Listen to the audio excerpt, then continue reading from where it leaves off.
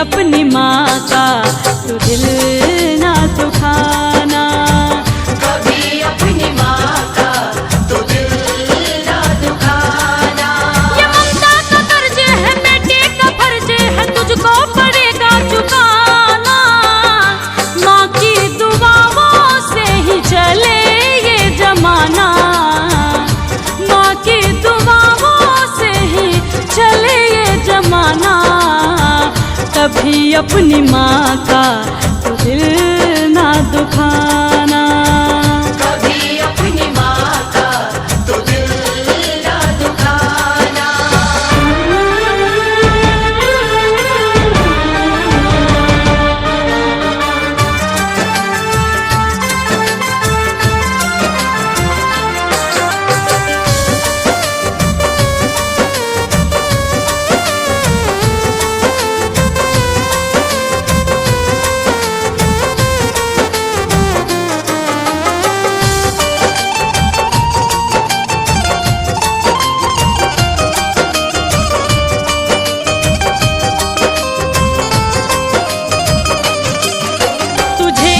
दुनिया में लाई है माँ, तुझे इस दुनिया में लाई है माँ। तू रोया तो दूध पिलाई है माँ, तू रोया तो दूध पिलाई है माँ। तुझे इस दुनिया में लाई है माँ, तू रोया तो दूध पिलाई है माँ। ये ममता का आंचल ओढ़ाई है माँ, उंगली पकड़ कर चलाई है माँ।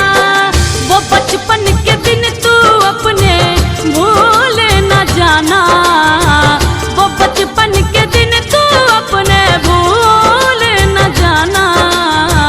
कभी अपनी माँ का तू दिल ना दुखाना, कभी अपनी माँ का तू दिल ना दुखाना। मेरी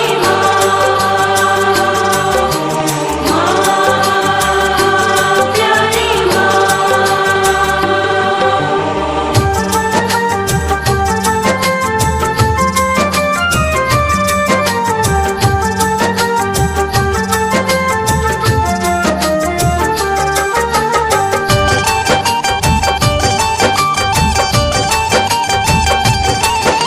दोबारा न दुनिया में मिलती है माँ, दोबारा न दुनिया में मिलती है माँ। तुम्हारी खुशी से ही खिलती है माँ, तुम्हारी खुशी से ही खिलती है माँ। ओ दोबारा न दुनिया में मिलती है माँ, तुम्हारी खुशी से ही खिलती है माँ।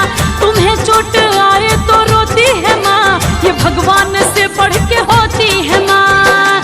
पुकारेगी माँ तो पंकज दौड़े चले आना, कहे अनु बेटे का तू फर्ज निभाना। कभी अपनी माँ का तू दिल ना दुखाना।